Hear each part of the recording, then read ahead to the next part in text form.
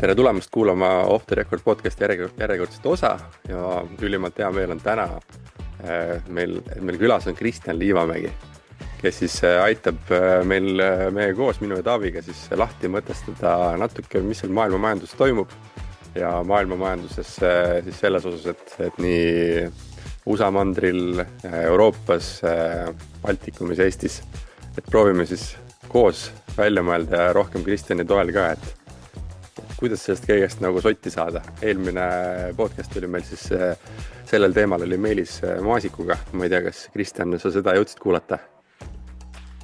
Esiteks tervist minu poolt. Osaliselt jõudsin, aga lõpuni veel ei ole jõudnud, et elu tuli vahepeal vahele, nagu ikka nende asjadega. Aga siis on jälle hea seda viimast juppi ka sealt kuulata. Nii et. Ja just, et mul ongi tunne, et kuna nii palju toimub, siis ega ongi palju inimesi vaja, et seda kõike lahti mõtestada. Ja mida rohkemat eri nurkade alt me seda lahti mõtestame, seda paremini võib-olla sellest aru saame.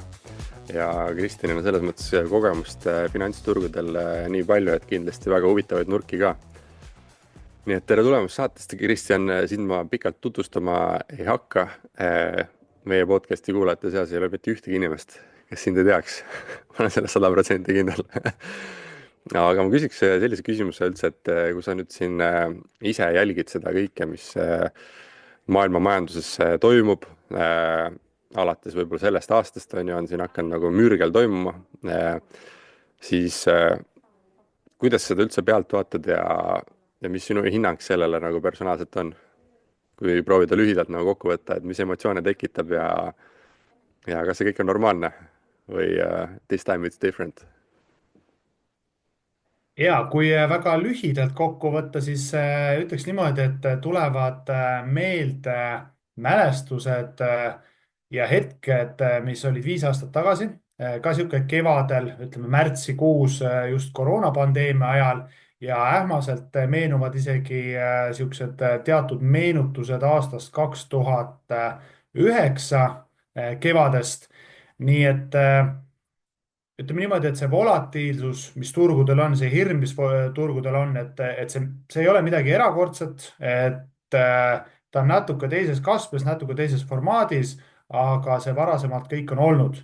Ja kuidas mina seda vaatan, tavaliselt mul kipub see asi olema niisuguses vastupidises seoses.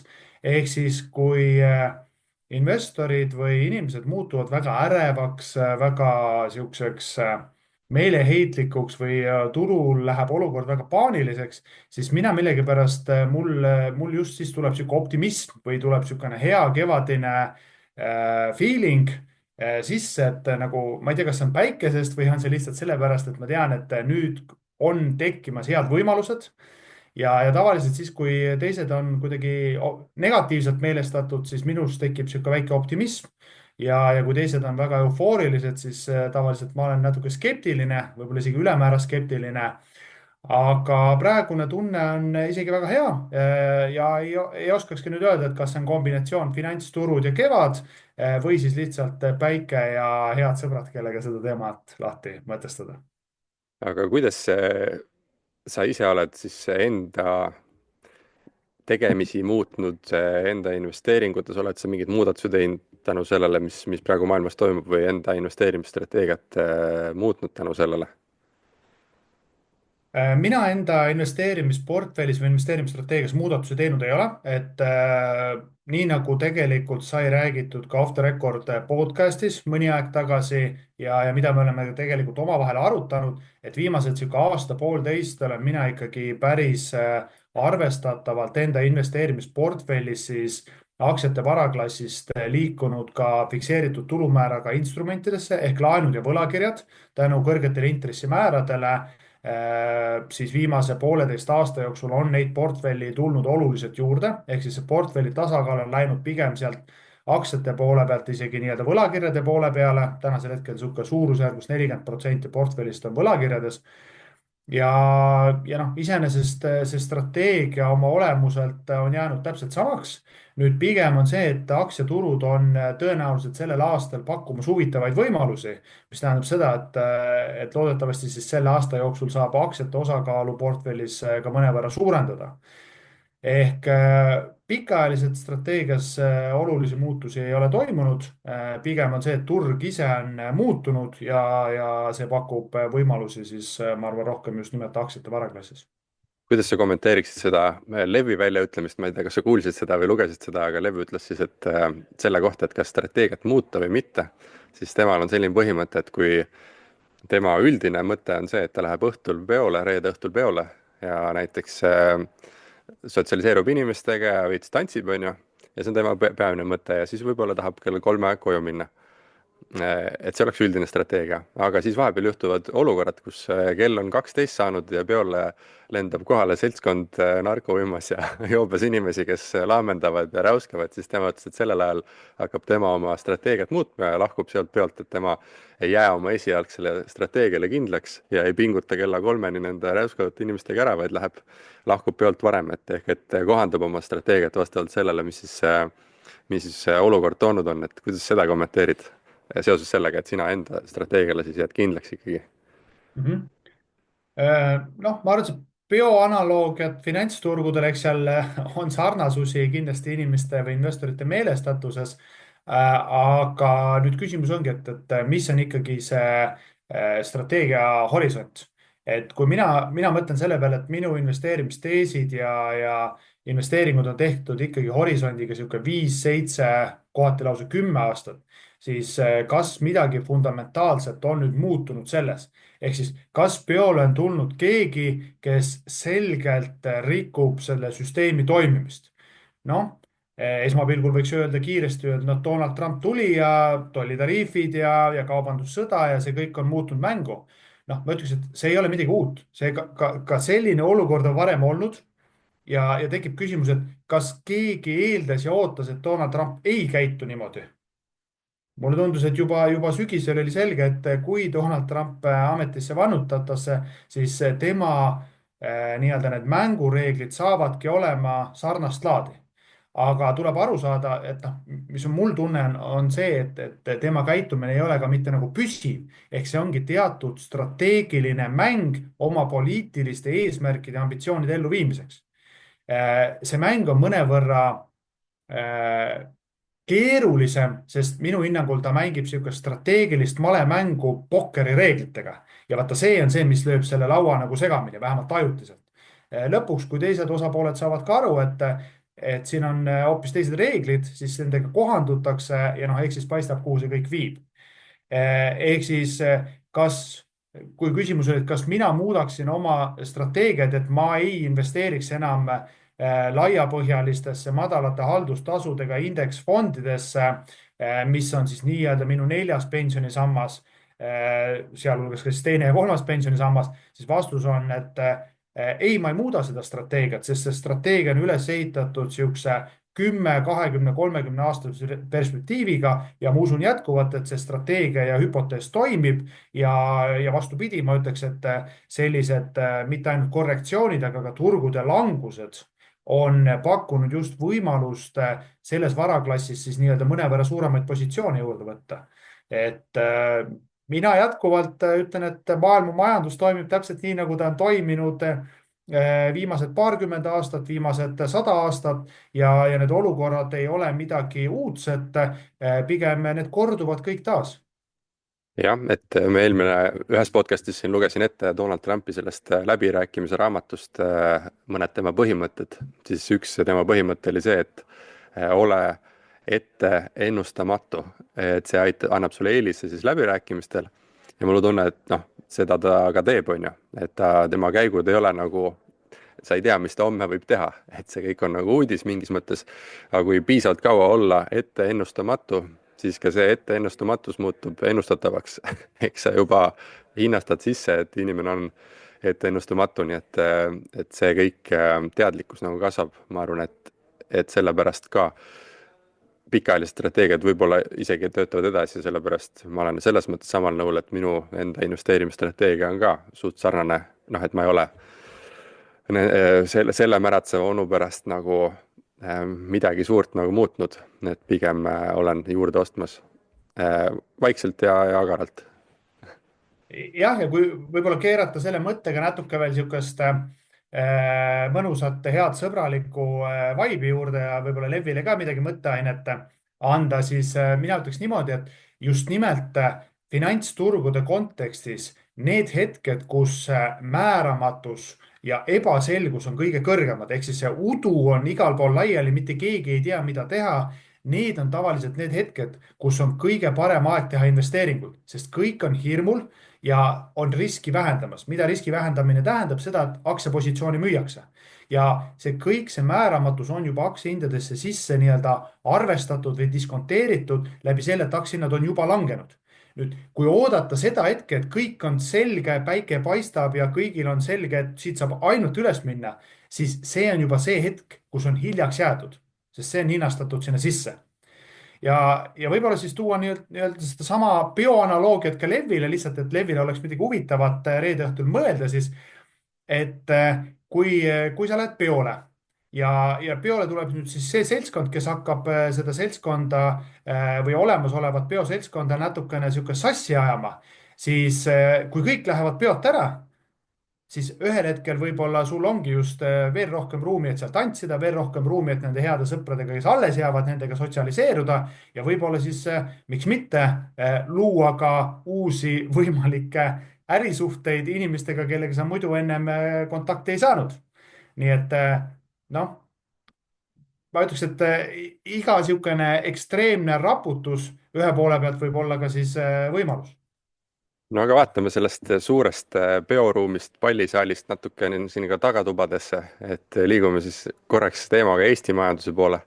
Et kuna noh, pidu toimub ikkagi suurel areenil on ju, siis Eesti on seal üks väike tagatuba, kus ka proovitakse oma plaane seada nii nagu seada, aga selles mõttes peotakti juhib ikkagi see piidimasin, mis seal pearuumis on, et kuidas sa Eesti majandust praegu näed, et sa oled ise ka jälginud seda, et mitu kvartalit järjest me nii-öelda majanduslanguses olime, nüüd juba mõned kvartalid me vist oleme sellest nagu välja tulnud, et kuidas sa kõrgele, noh jah, nii-öelda helikopteri vaatest Eesti majandust hindad, kas see on stabiliseerunud, kas me tegelikult vireleme veel või oleme ju põhjast läbi ja nokk on ülespoole? mina ütleks, et Eesti majanduses me oleme nüüd Eesti majandustsükli kontekstis sellest kahanemisfaasist jõudnud ikkagi taastumisfaasi ja tasapisi kasvufaasi algusesse. Ehk siis, kui eelmise aasta viimases kvartalis Eesti majandus juba kasvas, siis minu hinnangul me näeme ka sellel aastal Eesti majanduse kasvu tempo jätkumist, hoolimata sellest, et see nii-öelda niisugune globaalne majanduspilt on läinud segasemaks. Aga jah, et niisugune väikene, aga püsiv kasv minu hinnangul ikkagi Eesti majanduses on kätte jõudnud. Ja võib-olla lihtsalt taustaks, et tuua siis numbrid ka, ma tean, et OTR-i kuulajatele väga meeldivad numbrid, et Eesti Panga majandusprognoosi kohaselt, mis siis siin märtsis avaldati ja tegelikult ka just avaldatud Rahandusministeeriumi prognoosi kohaselt, siis selle aasta majanduskasv võiks olla niisugune, ütleme 1,5–2% ja järgnevatel aastatel see võiks umbes sarnases suurusjärgus olla. Selge on see, et üks asi on see number seal Exceli tabelis, mida ametnikele kenasti meeldib välja tuua ka erinevatel pressikonverentsidel ja teine asi on see, mida päriselt inimesed tunnetavad.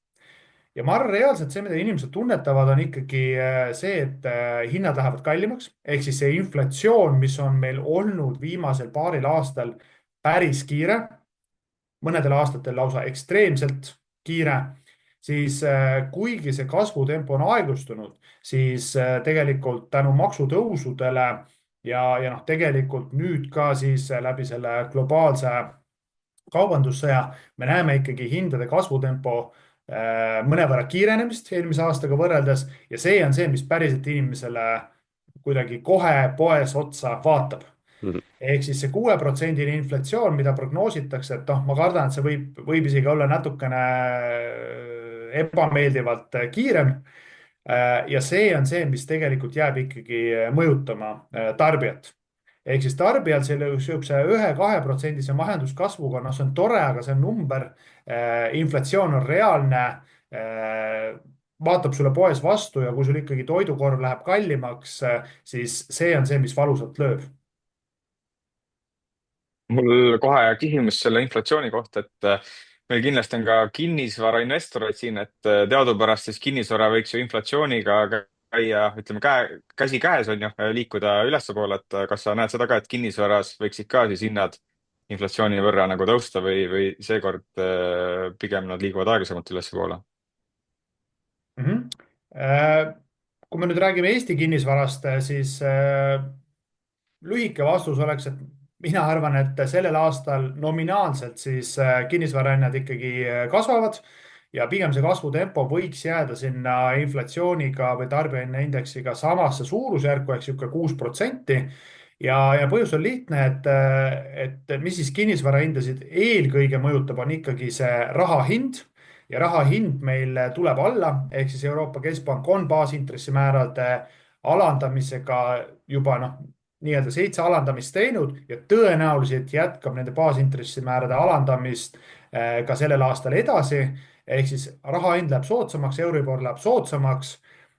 Teise poole pealt inflatsioon on jah, küll ütleme siis ajaloolises kontekstis suhteliselt kiire, aga ka palgakasv on seal suurusjärgus umbes 6%, mis tähendab seda, et nii-öelda niisuguses helikopteri vaates laias laastus see tarbijahinnaindeksi muutus ja keskmise brutokuupalga muutus enam-vähem tasandavad üksteist välja ja raha hind, mis läheb odavamaks, tegelikult võiks olla ikkagi päri tuul ka siis kinnisvara hindadele. et aga kas see, kui nüüd vaadatagi seda palgakasvu ka, et siin tulevad iga kuu ja iga kvartal uued numbrid välja, et mis see mediaan keskmise palga kasv on ja mis see lihtsalt keskmise palga kasv on, et kas pikas vaates, mis siis eestlaste jõukusega siin juhtumas on? Inflatsioon on nagu üks osa sellest, aga kui palgakasv on ka olemas ja kui ta vähemalt sama palju kasvab, kui inflatsioon on, siis kas me jõuame kellelegi järgi või kas me muutume tegelikult jõukamaks või mitte, et kuidas sa seda näed? Noh, üks asi on jälle, ma ütlen, on tore neid vaadata, neid keskmisi numbreid, aga see on täpselt see, et kes see keskmine eestlane siis on või kus ta siis elab või mida ta siis teeb. Need keskmised numbrid on toredad, aga ma arvan, et pigem paremini annavad edasi ikkagi need mediaannumbrid selle päris olukorra ja võib-olla kirjeldavad seda üldist olukorda paremini.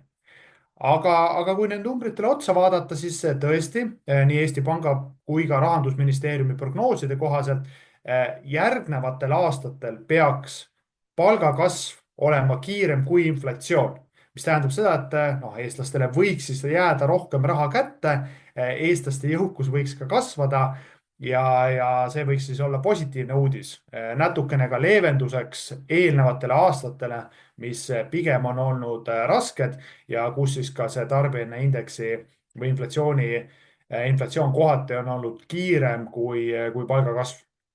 jah, ei, ma olen ise ka nagu natuke seda mõelnud taustal, et just see vahepeal inflatsioon oli hästi kiire, aga tegelikult sellele eelnevatel vist isegi 3, 4, 5 aastal oli palgakasv meeletult kiire ilma inflatsioonita, nii et tegelikult me teenisime nagu palkadena nagu raha mingis mõttes ette, meie jäi päris palju kätte, siis tuli inflatsioon järgi, sõi osa sellest nagu ära, aga keskmisest vaates ikkagi oleme nagu kasvanud palgaga kiiremini, kui inflatsioon on olnud, nii et kes siin rohkem reisivad, võib-olla saavad rohkem aru, kes rohkem kodus on ja käivad ühes samas poes, siis muidugi see toidukorv läheb kallimaks ja kes rohkem reisivad, saavad aru, et okei, nüüd saab eestlane juba käia Slovakkia asemel Austrias suusatamas ja saab käia, ma ei teagi, mingi restorani valikul ka teises kohas juba välismaal, et tegelikult ise olen seda nagu märkanud, et praed on sama kallid Eesti või Tallinna kesklinnas, nagu nad on ka siin Euroopa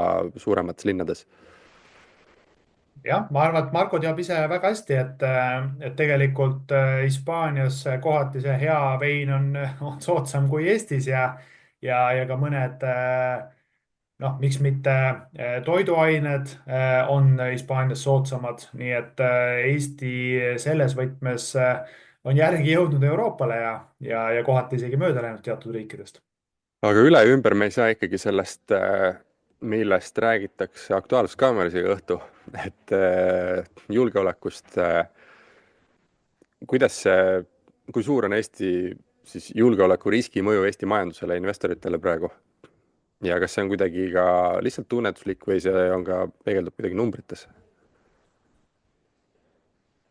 no ma ütleks, et see julgeolekuriski moment, noh, tegelikult ta on siin ju viimased 3 aastat, isegi võib-olla kauem, vähemal või rohkemal määral õhus olnud, mõnedel aastatel rohkem, mõnedel aastatel vähem.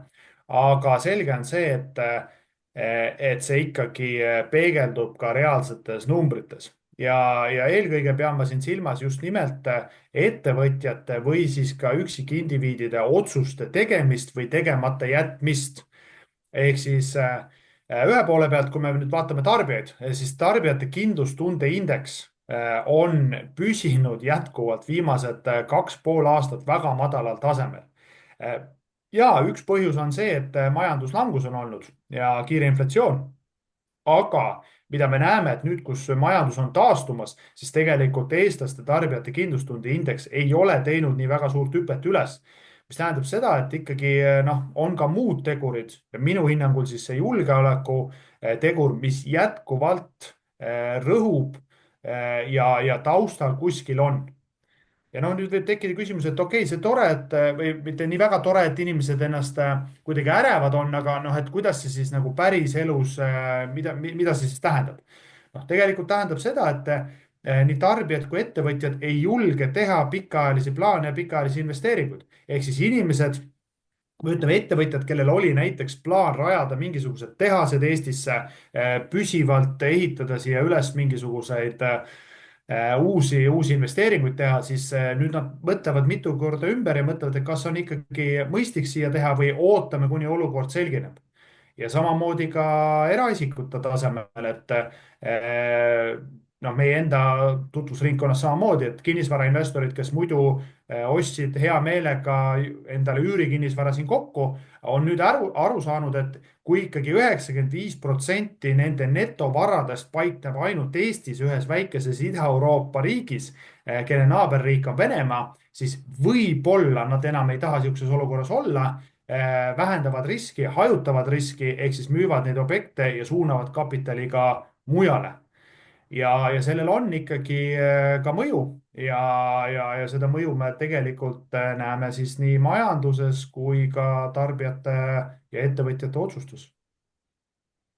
jah, et paraku nii on, et just noh, ongi selline üürikorterite ostmine on vist jaeinvestorile nagu kõige lähedasem teema, kus see välja paistab, et kui me siin veel mõned aastad tagasi kõik surfasid siis kuskil portaalides ja otsisid mingeid väikseid üürikortereid ja üürikorteri ostmine oli nagu portfelli lisamiseks, noh, portfelli suurendamiseks või vähemalt hajutamiseks üks väga okei mõte, siis täna ma nii palju seda enam ei kuule, et keegi surfaks portaalides ja siin et üürikorterid nagu jahiks nii väga, et ei teagi, eks siis välja paistab, kuidas see sellele kinnisvaraturule mõjub, aga samas noh, ma ei teagi. Üks asi on see ka, et kui vähemalt ikkagi neid lõppostjaid on, kes endale kodu ostavad, siis see on ka tore, et ega seal investor ei peagi seal alati vahel olema, et peaasi, et see lõppostja turg on olemas nagu Eestis. Aga nüüd, kui me siia jaeinvestori nagu konteksti jõudsime enda asjadega, siis me ikkagi ju kõik siin toimetame Balti börsil ja kõik need Balti börsi IPO-d ja uued emissioonid on kõige südamelähedasem teema. Taavi, sulle ka küsimus ja Kristjanile, et kuidas teil üldse praegu tunne on, et kas Balti börsi olukord on nagu vaikne, on ta vaiksem kui varem oli või on, kuidas te üldse praegu, jah, esimene küsimus, kuidas te hindate sellist Balti börsi olekut, et kui atraktiivne turg see on, mis seal toimub? Taavi, mis sinu nagu kommentaar praegu on ja siis võtame Kristjani ka. No ma arvan, et Kristjanil oli õigus selle geopoliitilise olukorra kommentaariga, et välisinvestorid tegelikult on ju siit ära läinud suures osas, et täna liigutavad turgu ainult peamiselt jaeinvestorid. Ja siin oli näha ka, et kui need tariifisõjad nagu algasid USA-s, on ju, et siis ka Balti turg korralikult lendas ikkagi alla ja siis taastus, on ju. Et see on näha, et kui nagu mingisugune väikegi negatiivne uudis tuleb, et siis investorid on kohe valmis nagu põgenema. Et õnneks siis ikkagi hinnad nagu tulid tagasi ülesse. noh, teine pool on muidugi see, et kui rääkida nagu Balti turust 3 riigist on ju, et siis võib-olla Leedu on kõige huvitavam täna, kus tegelikult tarbija see kindlustunne on pisut parem kui näiteks Eestis ja Lätis. noh, turg on ka muidugi suurem, majanduse väljavaated on ka paremad natuke, et vähemalt niimoodi on pealkirjadest ja uudistest välja paistnud, et selles mõttes mina ise olen ka näiteks Sillamäe pankast juurde ostnud just selle nagu teisiga, et seal nagu majanduses võiks nagu minna pisut paremini ja üldse Eestis ka tegelikult, et pigem olen alles jätnud finantssektori aktsiad, mis võib-olla ei saa nii palju pihta kui teised on saanud, on ju.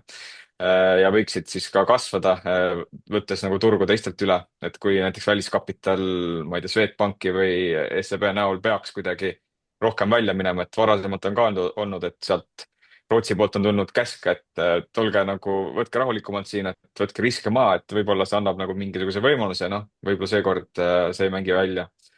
Aga jah, pigem jah, finantssektor ja energeetika ka mingil määral, et ja võib-olla Enefit Greeni see väljaostmine võiks natuke raha tuua siia, samas see satubki kokku niisuguse kehva ajaga, et võib-olla investorid just vaatavad, et USA-s on aktsiad odavad ja liigutavad selle vaba raha sinna, et loodetavasti jääb midagi siia ka.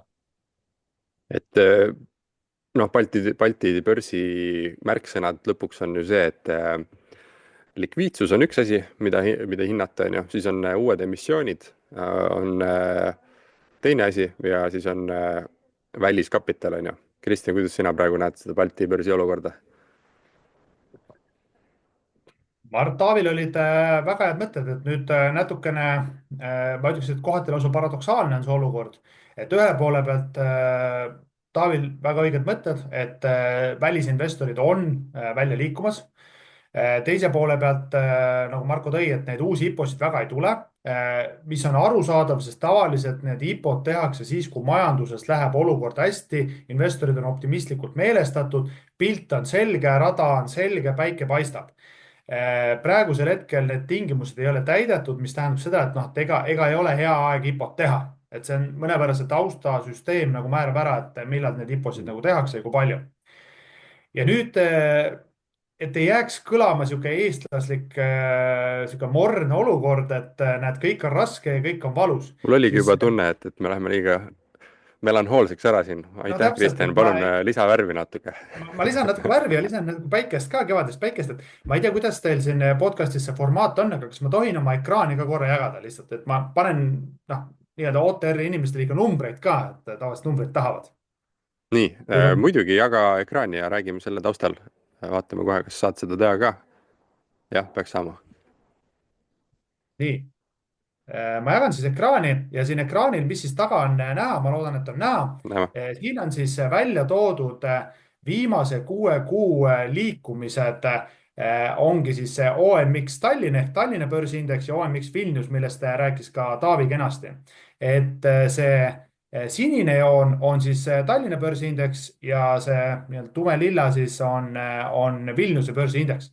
Ja kui me nüüd vaatame, et aasta algusest, noh, enam-vähem siit nullist, mis on alustatud, siis esimese kvartaliga oleme me jõudnud olukorda, kus mõlemad börsiindeksid on näidanud niisugust 10% või isegi kõrgemat tootlust. Ja kui me nüüd paneme selle konteksti, et Ameerika börsiindeks SP500 on langenud rohkem kui 10%, Nasdaq on langenud pea 15%, eurodes mõõdetuna on seis veel hullem, ka Euroopas on see tõus ära antud, siis mina ütleks mitte eestlaslikult, et Balti börs on üks väheseid börse maailmas, mis on pakkunud leevendust väga rasketel turbulentsetel aegadel ja vastu pidanud kenasti globaalsetele finantsturgude langusele. Tahate oponeerida?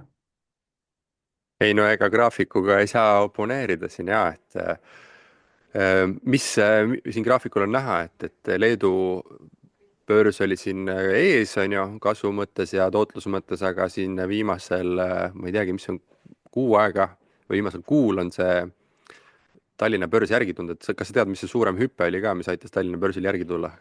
Ma arvan, et see hüpe, millest me siin räägime, on just nimelt see Enefit Greeni hüpe, ehk siis see on see, mis tema see osakaal seal börsiindeksis peaks olema ka päris suur ja kuna see hüpe oli seal vist kohati lausa 45-50%, siis see on see, mis kenasti selle järgi tõi. aga nii nagu statistikaga ikka, et kui me seda vaadet muudame, siis tegelikult Taavi poolt välja käidud hüpotees, et Leedu võiks olla sihuke huvitavam. No kui me võtame aastase vaate, siis me näeme kenasti, et tegelikult niisugune Leedu, Leedu börsiindeksi liikumine on olnud selgelt stabiilsem ja parem võrreldes Tallinnaga. Ja noh, kui me võtame siin 3 aastat, siis selgelt ikkagi Leedu edestab Tallinna börsiindeksit. Nii et lihtsalt võib-olla niisugune mõttemäng, et rasketel keerulistel aegadel see Tallinn ja Balti börs on päris kenasti vastu pidanud. Aga jah, pikemas vaates Leedu on ikkagi Tallinnale või vähemalt Eesti börsile silmad ette teinud. no aga mõtleme siis, miks see nii siis on, et tihtipeale varem oli just selline analoogia, et kui siis suuremad börsid kukuvad, siis väiksemad börsid kukuvad rohkem või volatiilsus on seal suurem, et riskid suuremad, nii edasi, väiksemad ettevõtted. Et miks seekord on teistmoodi olnud ja kas asi on selles, et lihtsalt nojah, kui me vaatame 3-aastast graafikut, siis ma ei tea, siia S&P 500 kahjuks kõrvale panna ei saa selle graafikule, et näha, mis seal toimunud on. Kas me lihtsalt oleme aeglased, et äkki tuleb poolaastase viiteajaga tuleb see jõuab kohalikul börsidele või kuidas te seda hindate? Kristjan? noh, ma siis võib-olla naljaga pooleks ütleks, et kunagi oli ka üks lõputöö, üks tudeng, mis tegi ja tema leidis, et Tallinna börsi korrelatsioon Ameerika börsiindeksiga SB500 oli üks madalamaid üldse. Mis tähendab seda, et need börsid liiguvadki erisuunaliselt. Jama on see, et kui tõus on, siis Tallinna börsil ei toimu eriti mitte midagi ja kui mujal on langus, siis Tallinna börsil ei toimu eriti mitte midagi. Ja noh, naljaga pooleks võiks öelda, et nüüd, kus ka siis välisinvestorid, kes on globaalsetele sündmustele reageerivad võib-olla kiiremini, ka need on siit börsilt lahkunud, ega siis alles ei jäägi mitte midagi, kui Marko, Taavi, Kristjan, Tšeik, Mati, Tiina, Kalle ja Toomas ja noh, nad käivad saunas ja naudivad kevadpäikest ja niimoodi see börs siis külgsinas liigub. Ja kui tuleb vahepeal uudis ajakirjanduses, et dividendi tootlused on väga head, fundamentaalselt on tegemist soodsate ettevõtetega, noh, siis natuke ostetakse ja niimoodi see börs seal kenasti siis 10% üles tiksub. No aga noh, kui uudised on nii head, siis peaks mingeid pärleid ka ikkagi välja tooma, et kas on veel mingeid häid pärleid alahinnatud ettevõtteid Balti börsil või need on nüüd kõik üles korjatud ja uusi häid võimalusi võrreldes USA börsiga ei ole, et sa terendab midagi Balti börsilt, mis sulle huvi pakub, Kristjan? ma arvan, Taavi selles mõttes juba mõned ideed kenasti tõi välja ja tavaliselt kipub olema niimoodi, et Taavi võib-olla räägib vähem, aga kui räägib, siis see on väga sisukas jutt, et nende ideede osas ma arvan, isegi julgelt võib Taavi ja miks mitte ka Marko sinu ideid vaadata täpsemalt. Aga ma siis märksõnana ütleks, et samamoodi Leedu börs on mulle huvi pakkunud, et seesama ettevõte Šiauliai pankas, et seal ma olen ikkagi aastaid sees olnud ja lisaks võib-olla siis kõrvale ka Ignitis Gruppe, mis on siis energeetikasektoris toimetav ettevõte, noh, monopoolne ettevõte, tugeva rahavooga, B-suhe 5, noh, Warren Buffettil läheks kohe silm särama, kaupleb kõvasti alla oma raamatupidamislikku väärtust, ehk see price to book on 0,6. Omakapitali tootlus üle 12%, maksab 2 korda aastas dividende, dividendi tootlus seal umbes 6,5%. Dividendipoliitikas on ette nähtud, et iga-aastaselt dividendid kasvavad minimaalselt 3%. Ma ütleks, et see on küll ettevõte, mis minule võib-olla niisuguse, ma ütleks täna juba vanakooli investorina kenasti meeldib.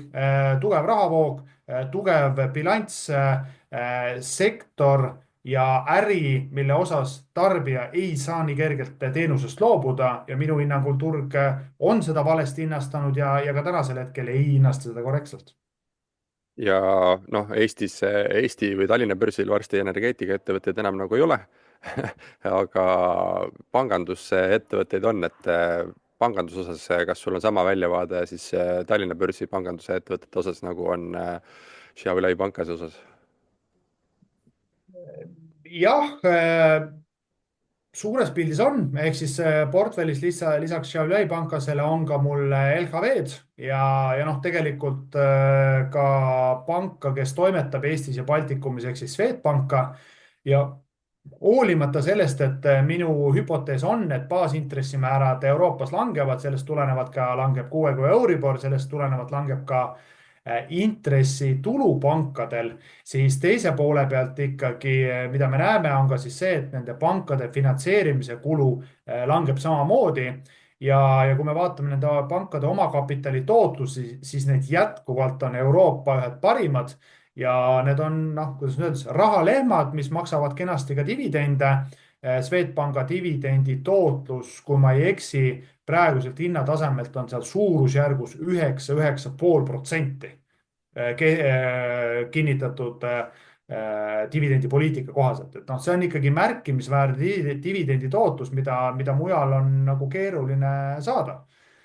Ehk siis jah, see intressitulu tuleb alla, ta normaliseerub, aga päeva lõpuks minu hüpotees on ka see, et see päris nulli, me ei jõua sinna, kus me olime siin võib-olla 5–6 aastat tagasi.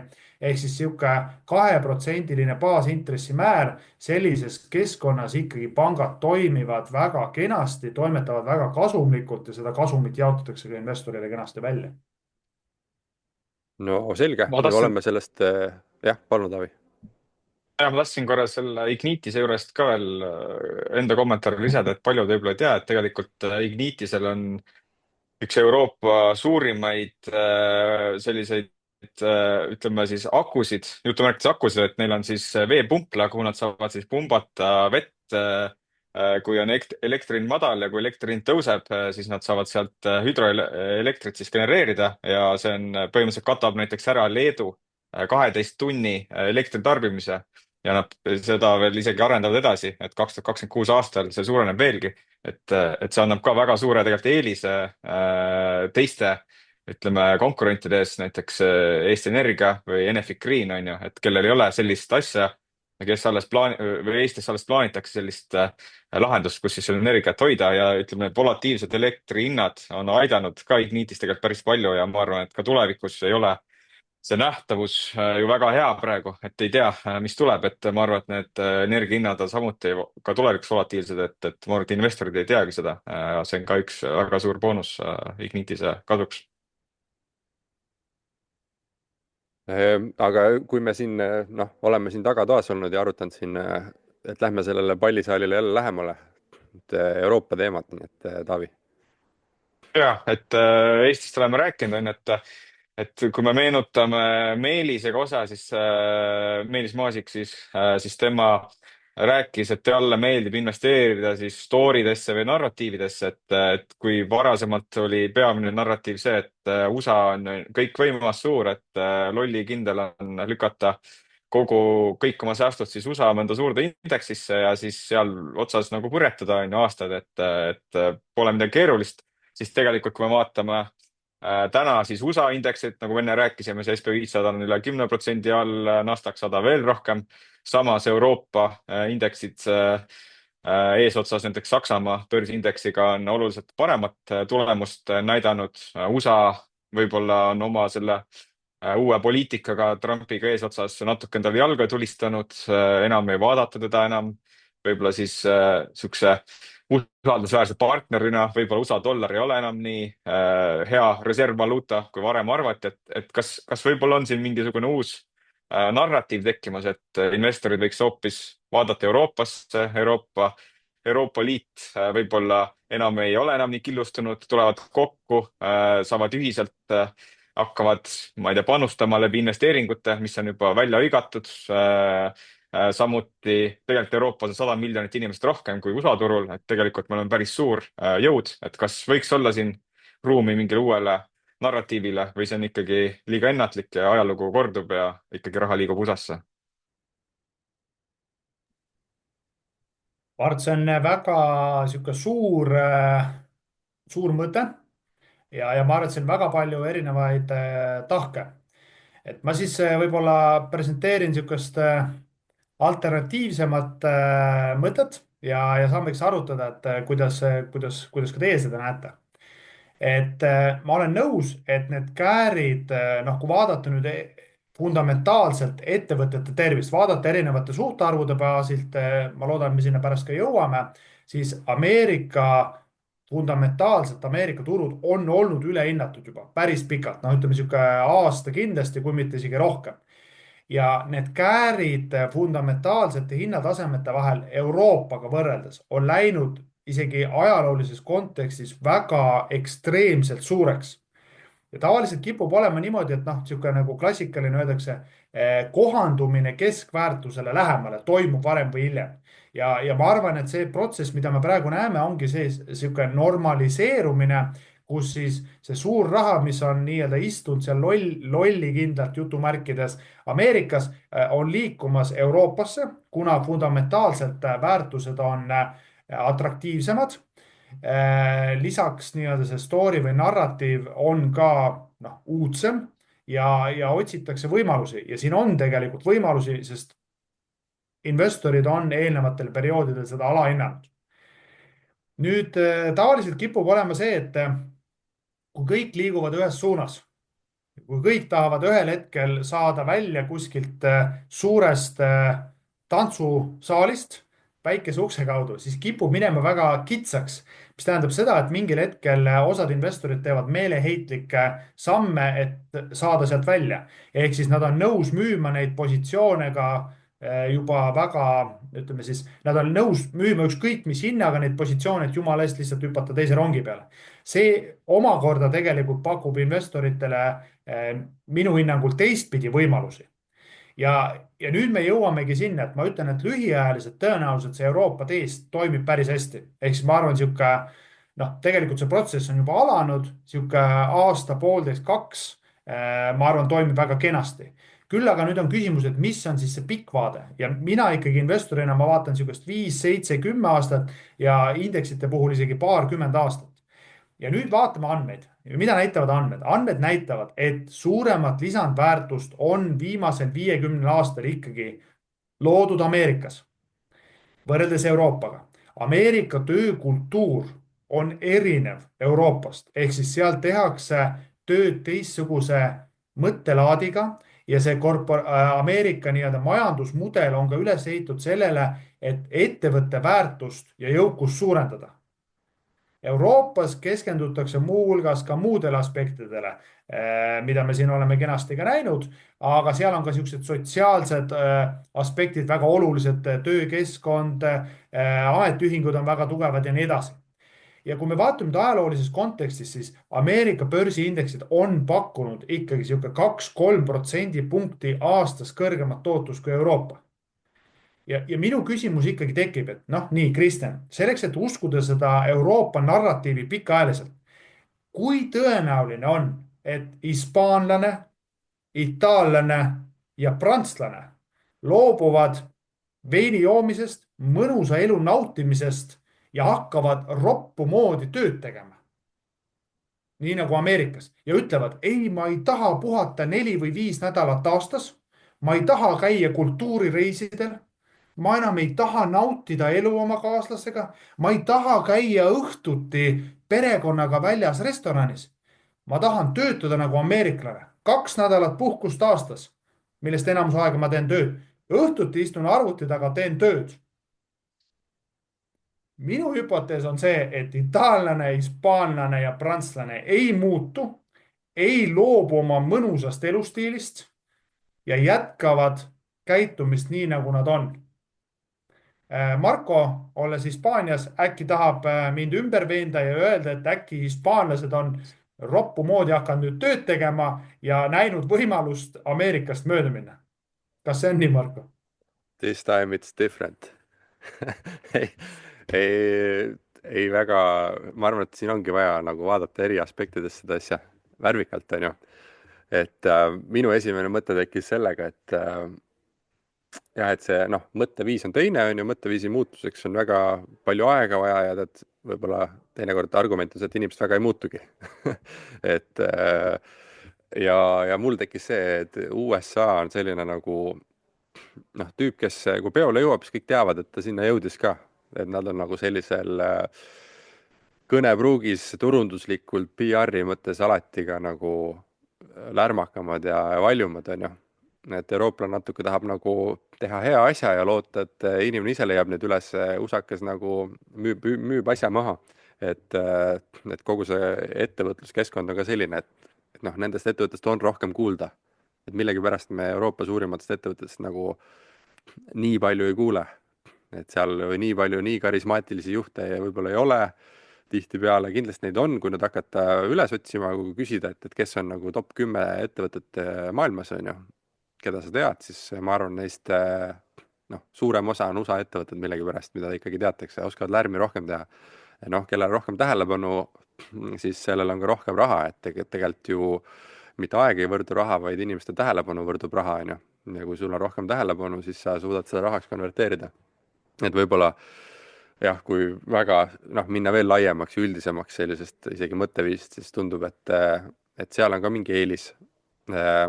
Nii et ma saan aru, et kui ridade vahelt lugedes Kristjani hüpotees on see, et seal on alati olnud mingi väärtuse vahe siis, et USA on rohkem ülehinnatud ja Euroopa on tiba alahinnatud, võib-olla siis natuke paralleeli luua ka sellele, et Eestis on ka Balti turul 2 kinnisvarafondi, üks on alati natuke ülehinnatud, teine natuke alahinnatud ja see ei muutu kunagi, on ju, millegipärast. Et siis vahepeal nad lähevad keskmisele lähemale, aga see, et nad kohad ära vahetaks, on nagu ebatõenäoline pikas perspektiivis. ma arvan, et see on päris hea paralleel ja analoog ja noh, teine asi on ikkagi, et kui Ameerikas sul on noh, ütleme üks juht, kes otsustab, siis tegelikult asjad hakkavad juhtuma. Kas nad liiguvad ühes suunas või teises suunas, aga asjad juhtuvad.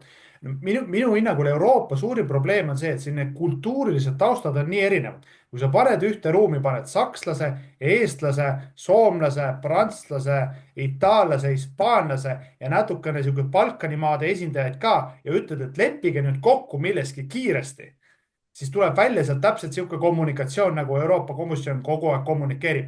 Me ei taha kellelegi halba, me tahame lihtsalt jutustada. Me otsuseid vastu võtta ei saa, sellepärast et Ungari on vastu või nii ei sobi.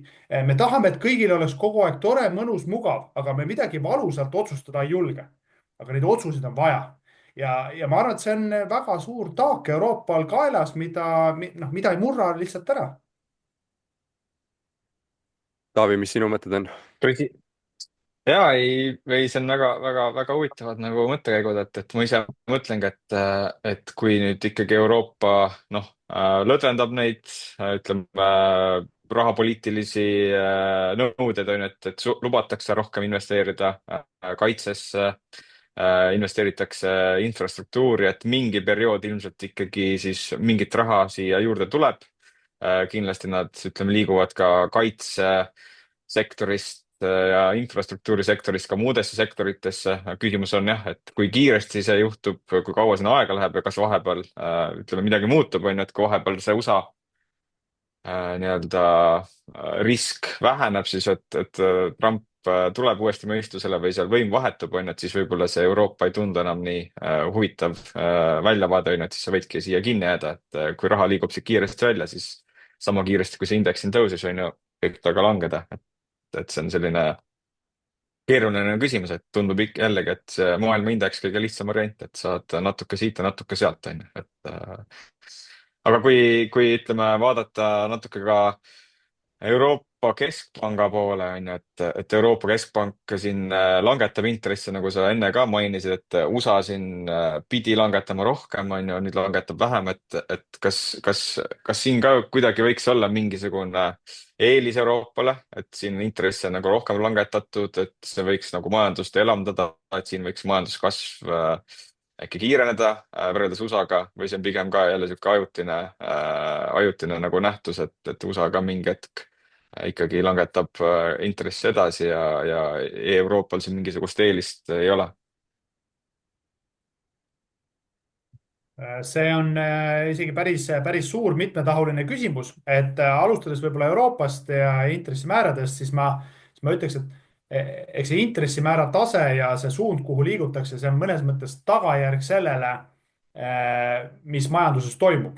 Ja läheb kokku ka meie eelneva vestlusega väga kenasti, et mida me näeme Euroopas, kui varasemalt keskpanga presidendi Lagarde'i sõnavõttudes ja sõnumites käis ikkagi läbi märksõna inflatsioon ja hinnastabiilsus, siis nüüd me oleme jõudnud olukorda, kus meil see hinna või ütleme siis see inflatsioon märtsis oli seal niisugune 2,2% euroalal tervikuna, ehk siis me oleme liikunud sinna keskpanga seatud 2% taseme suunas ja tõenäoliselt isegi aasta teises pooles me juba selle eesmärgi saame saavutatud, mis tähendab seda, et see mõttekäik ja sõnum sealt sellest inflatsioonilt ja hinnastabiilsusest hakkab üha rohkem liikuma sinna majanduskasvu või õigemini olematu majanduskasvu suunas. Ja see on ikkagi Euroopal probleem, sest kui selle aasta prognooside kohaselt euroala majanduskasv oli seal umbes 1%, siis tänaseks hetkeks seoses selle kaubandussõjaga see on päris kiiresti alla korrigeeritud 0,5% peale. Ehk siis lihtsas maakeeles öeldes Euroopa majandus ei kasva. Ja vaata, see on probleem.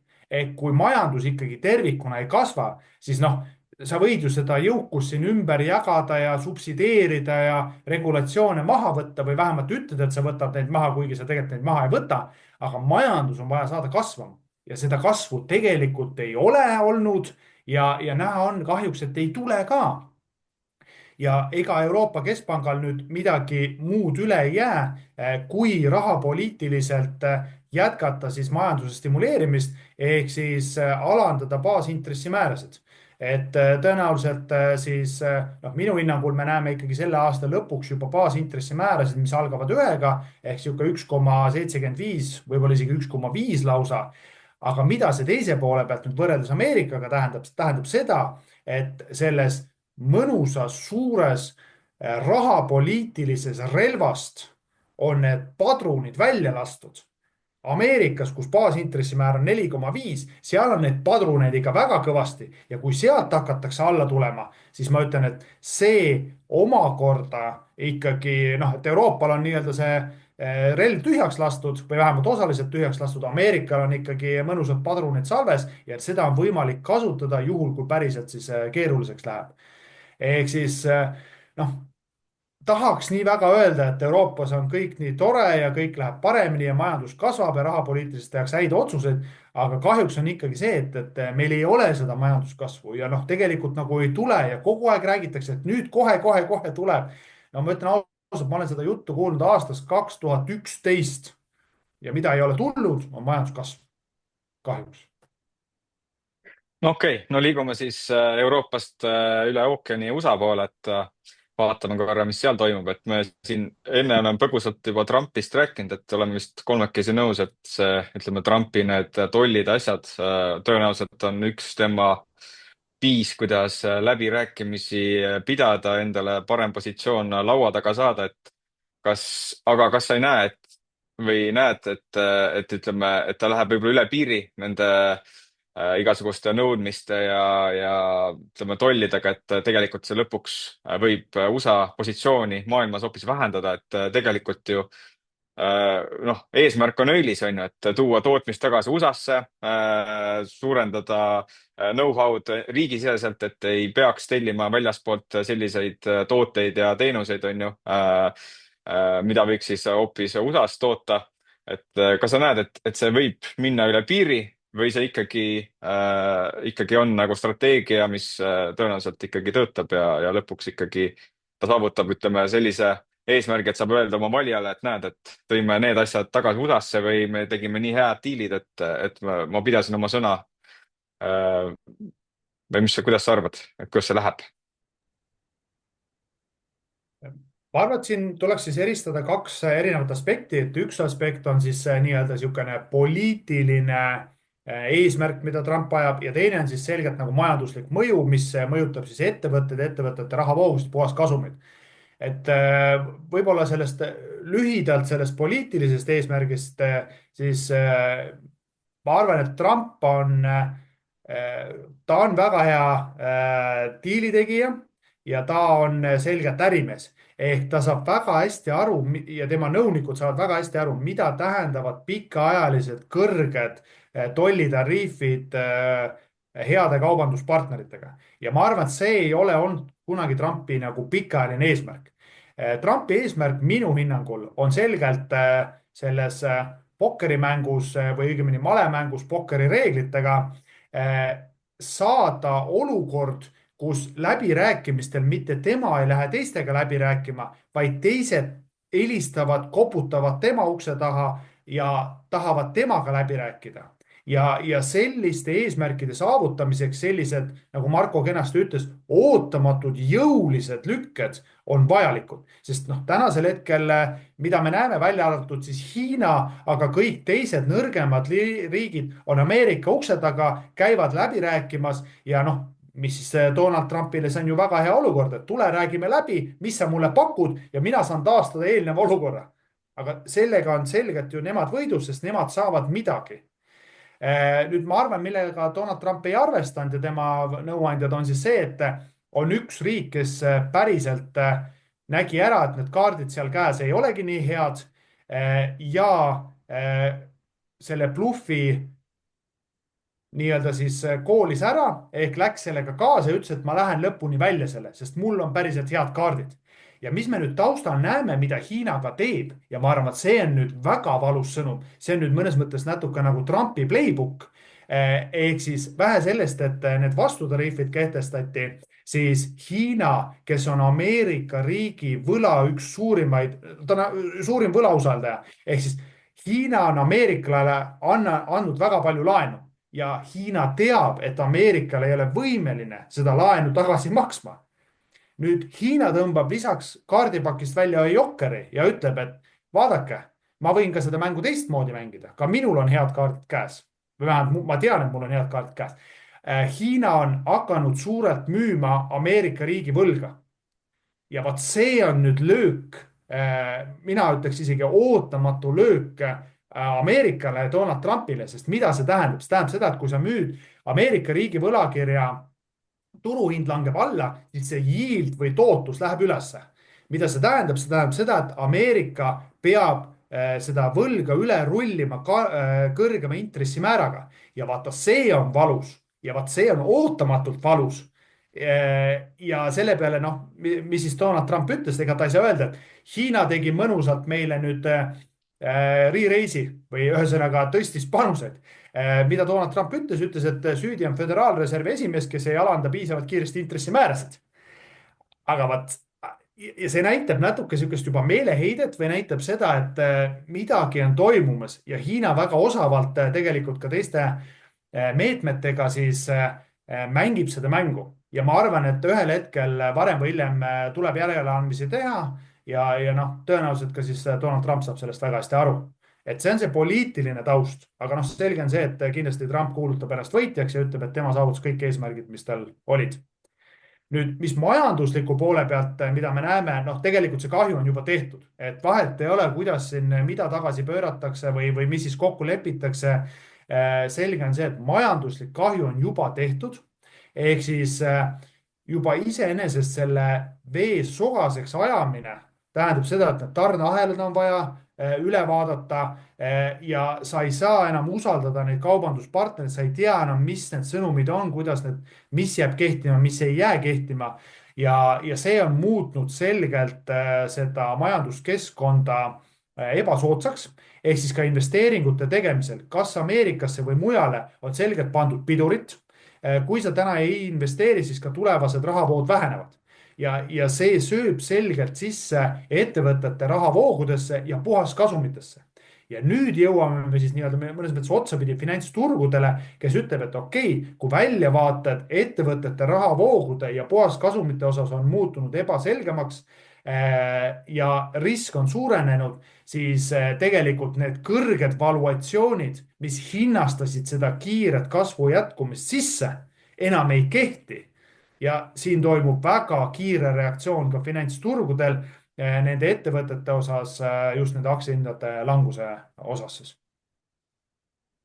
Ma tegelikult ise lugesin ka ühte artiklit, et lisaks sellele Hiina võlakirja selle play'le siis minu teada ka Kanada, Euroopa ja Jaapan ka natukene vaikselt müüsid neid võlakirja turgudele ja andsid tegid siukse hoiatuslasu siis USA poole ja siis väidetavalt siis USA president sel hetkel ütleski, et paneme need 90 päeva asjad pausile, et ta tundis ise ka, et asi läheb nagu kuumaks, et võib-olla see ongi see üks salarelv, mille abil siis ülejäänud maailm saab natukene siis vastu astuda ja äkki saavad siis omavahel sellise enam-vähem okei diili kokku leppida. Aga kui ma nüüd küsin nüüd natukene laiemalt, et USA turu kohta, et nagu me teame, siis tehnoloogiasektor moodustab noh, SB500-st on ju päris suure osa, Nasdaq 100-st veel suurem osa. Täna on, ütleme, enamus sellest turuosast Magnificent Seveni kätte on ju koondanud, on ju, kes on siis top suured USA ettevõtted, keda õnneks enamus, kes müüvad siis sellist teenuseid või virtuaalseid teenuseid, mida tollid ei ole täna veel puudutanud, on ju, et millegipärast on see nagu välja jäetud, samas Euroopa Liit saab omalt poolt seda mõjutada, on ju, et võivad ka kehtestada mingisugused lisamaksud nendele teenustele, et kas täna see, ütleme, see sektor on veel huvitav, et investoritel tasuks seda osta nii-öelda kokku siin languse ajal või siis on siin ka see risk, et need, ütleme, tariifid võivad mõjutada ka nende ettevõtete tulemusi?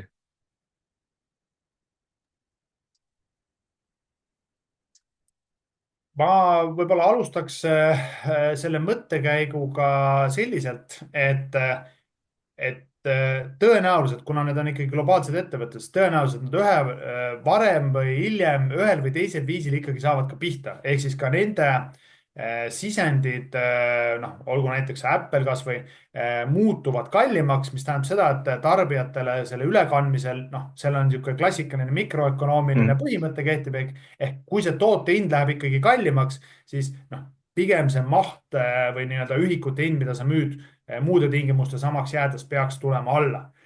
Ehk ma arvan, nad saavad ikkagi pihta. Aga nüüd ongi, kõik on küsimus selles, et kuidas on siis turuosalised hinnastanud need ettevõtted. Ja kui siiamaani oli meeleolu ikkagi väga optimistlik just nende kasvumäärade suhtes, siis mis nüüd on muutunud see, et investorid ei ole enam nii optimistlikud tuleviku väljavaadete suhtes, kasvude suhtes, mis tähendab seda, et noh, kuna seal seda, noh, õhk on võib-olla vale sõna, aga seda roosat lootust ja unistust on nii palju olnud sees, siis kui see roosa unistus nüüd ei täitu, siis tegelikult seal langusruumi on päris palju olnud ja seda langust me oleme ka näinud. See on nüüd see, mis lühiajaliselt toimub. Kui sa küsid, et kas tehnoloogiasektor ja nii-öelda need suured tehnoloogiahiiud jätkuvalt on atraktiivsed või huvitavad, siis ma ütleks, et see kõik oleneb horisondist. Et ma arvan, lühiajaliselt nad võivad kõikuda üles-alla. Lühiajaliselt tegelikult on minu hinnangul seal fundamentaalselt veel nii-öelda seda roosat unistust veel päris palju sees. Aga 5, 7 ja 10 aasta perspektiivis ma usun, et need ettevõtted jätkavad tegutsemist, nad on turul väga dominantse jõuga, nad leiavad võimalused nii, nagu nad alati on leidnud võimalused bürokraatidest olla targemad ja jätkata oma äri, jätkata seda kasumlikult tugevate marginaalidega ja säilitades oma turuosa. Ehk siis ma ei usu, et need ettevõtted kuhugi kaovad ja ma arvan, et 5, 7, 10 aasta perspektiivis pigem aasta 2025 pakub häid ostukohti. Okei, aga kui sa nüüd lühidalt, et peaksid valima ühe sektori USA-st, et kus sa täna raha võib-olla investeeriksid või jälgiksid, et kas oleks siis tehnoloogiasektor või midagi muud? Ma ütleks isegi kombinatsioonis natuke huvitavama mõttekäigu ja see võib-olla ei ole täitsa sektor, aga niisugune valdkond ja mind tänasel hetkel kõnetab kõige rohkem minu abikaasa Kärdi mõttekäik just nimelt küberturvalisuse osas. Miks? Punkt 1, seal sees on ikkagi ka tehnoloogiaettevõtted, kes selgelt oma niisuguse innovatsiooniga või niisuguse tehnoloogilise arenguga ajalooliselt on näidanud, et see pakub nii nominaalselt kui riski korrigeeritud kõrgemat tootlust. Aga teise poole pealt minu hinnangul turuosalised ei ole seda päris korrektselt veel valuatsioonidesse sisse arvestanud. et üha rohkem muutub aktuaalsemaks ka nii-öelda see turvalisuse teema. Ehk siis mida rohkem me tehnoloogiat kasutame, seda rohkem on vaja ka seda küberturvalisuse aspekti. Ehk siis see küberturvalisus ei ole enam niisugune nice to have asi, vaid see on esmatarbe niisugune elementaarne asi, mis on vajalik tegutsevatel ettevõtetel. Ja teise poole pealt ma lisaks veel juurde, et mida suurem on geopoliitiline risk maailmas, siis seda rohkem võib-olla unustatakse ka ära, et üks asi on siis nende laskemoona ja infrastruktuuri nii-öelda tootmine, kuhu tegelikult on liikunud juba väga palju raha ja ma ütlen, seal ka juba me näeme selgeid märke, et kus see optimism on väga suur tulevikku välja vaadates. Aga unustatakse ära, et ka küberturvalisus on üks osa kaitsestrateegiast. Ja üha rohkem ju tegelikult Venemaa ja erinevate riikide vahel toimuvad küberrünnakud, milleks on vaja siis küberturvalisust nii-öelda teise poole pealt vastu. Ja siinkohal mäletan abikaasa, kes selles valdkonnas ka siis töötab, igapäevaselt kokku puutub. Meil oli õhtul niisugune pikem, ühel õhtul niisugune pikem diskussioon sellel osas ja ma ütlen ausalt, ma suu ammuli kuulasin seda ja ütlesin, et vot see on äge investeerimistees ja ma usun, et niisugune 5-7-10 aasta perspektiivis ta mängib päris kenasti välja. Ehk siis valdkond, kuhu meie oleme koos abikaasaga perekonna varaldusettevõtte raha suunanud, on just nimelt küberturvalisuse indeksfond. kas sa oskad kuulajatele mõne tikkeri ka öelda, et mida siis vaadata? Ma võin kohe siis telefonist järgi vaadata, mis see tikker oli. Muidugi selge on siin, et investeerimissoovituse anda ei tohi ja ärge jumala eest seda oske. Lihtsalt siis, kuna Taavi küsis, et siis Taavile ka tikker, et see, mida meie oleme võtnud, see on siis, tikker on siis CBRS ja see on siis Frankfurdi börsilt. See on siis First Trust Nasdaq Cyber Security ETF. Kui tohib, siis tegelikult tahaks küsida nüüd laiemalt natuke, et nüüd me läksime Tikkerist sisse ära, aga seal suures palliruumis pidu ikka käib veel, ikka mäletsetakse. Et kui võtta nüüd, vaadata kogu seda pidu, mis seal toimub ja kogu seda asutust ja kogu seda nii-öelda, mis on metafoor siis sellele majandusele, mis meil toimub, maailma majandusele, finantsturgudele, siis millised on sinu meelest 1-2 suurimat riski, mida investor täna piisavalt veel sisse ei arvesta või mille peale ei mõtle?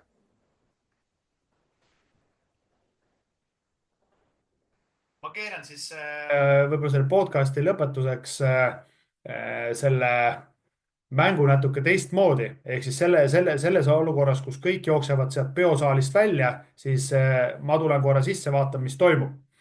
Ja ma keeran meelega selle mõttekäigu ja riskid natuke teises suunas selleks, et intellektuaalselt stimuleerida ka siis kuulajaid ja vaatajaid kaasa mõtlema.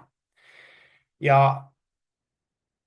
ma tulen võib-olla selle podcasti alguse juurde tagasi ja selle mõtte juurde, et siis, kui turgudel valitseb ekstreemne hirm ja tänasel hetkel hirmuindeks on ekstreemumis, ehk siis turgudel on ekstreemne hirm, riski võetakse maha ja keegi ei taha mõelda nii-öelda siis investeerimise peale aktsiatesse, eelkõige Ameerika turgudele.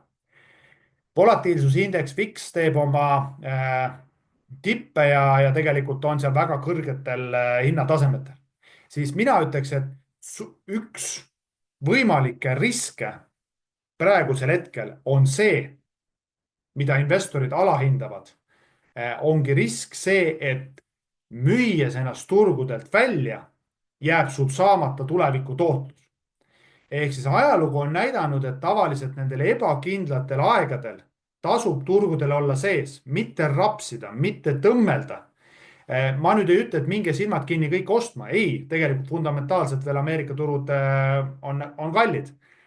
Aga praeguselt tasemelt müües paanikas ja hirmus, siis suurim risk pikaajaliselt on see, et te jääte ilma sellest tootlusest ja tõusust, mis tavaliselt algab täiesti ootamatult, ette prognoosimatult ja tavaliselt olukorras, kus kõik on väga sogane ja segane.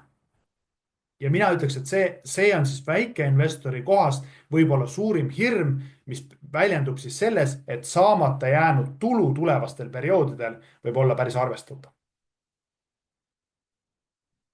aga lähme siis enne kui otsad kokku tõmbame kuulajate lemmik sektsiooni juurde, et kiired küsimused ja vastused, et siis võid põhjendada lühidalt, kui tahad, aga võid ka öelda ühe siis vastuse või valiku. Et esimene küsimus, et kas inflatsioon või deflatsioon, kumb on suurem oht sel aastal investorile? Inflatsioon. Kumba sa usaldad rohkem praegu, kas Euroopa Keskpanka või Fedi? Euroopa Keskpank. Mis rikub majanduse kiiremini, kas rahatrükk või tariifid? Selged tariifid. Kumb pakub paremat tootlust järgmised 5 aastat, kas aktsiaturg või hoopis kinnisvara? Aktsiad. nii, natuke kitsamaks. Kumba hoida 2027 aasta lõpuni, kas Microsofti või LHV-d? LHV-d. Kumb on turvalisem valik raha nii-öelda säilitamiseks, kas kuld või Bitcoin? Kuld. Kumb pakub suuremat tootlust järgmise 5 aasta perspektiivis, USA või Euroopa turud? Mina jõun siis vastuvoolu, ütlen Ameerika.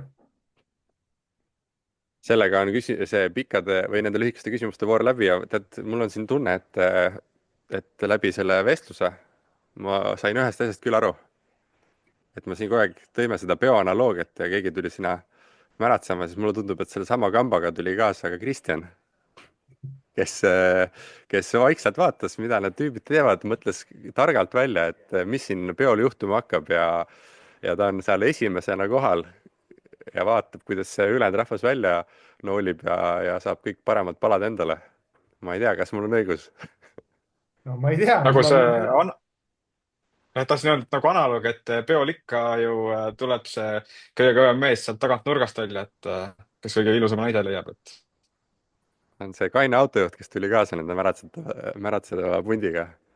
Ma hetkel hoian uksi lahti ja juhatan investorid välja, et minge. Ei, kuule, aga super ägedad ja head mõtted või selles mõttes paar head mõttekäiku lisaks sellele, mida oleme nagu, mis on obvious või mida kõik on mõelnud, et just selline lahti seletamine, kuidas see kaardimäng, pokkerimäng USA ja Hiina vahel nagu toimub, on ju. Euroopa ja USA siin võrdlus ja just selline vaade nagu, et ma tean, et sa kõiki neid mõtteid ju tegelikult rakendad enda portfelli haldusesse ja enda strateegia kujundamisse ka sisse. Et selles osas mina sain küll häid mõtteid. Ma arvan, et kuulaja sai ka Kamaluga häid mõtteid. Aitäh, et tulid. Suured tänud kutsumast, et mulle alati väga meeldib heade sõpradega arutada finantsturgude ja majanduse teemal, ja mõnikord niisugust väikest nii-öelda vinti peale keerates, presenteerides alternatiivseid mõttekäike, et see on tavaliselt see, mis motiveerib ka loodetavasti siis kuulajaid vaatama erinevaid pilte ja mitte nii väga mustvalgelt, vaid rohkem kevadistes värvides. Aga see oli podcast. Tänud teile kõigile ja räägime juba järgmine kord. Tšau! Tšau! Jau!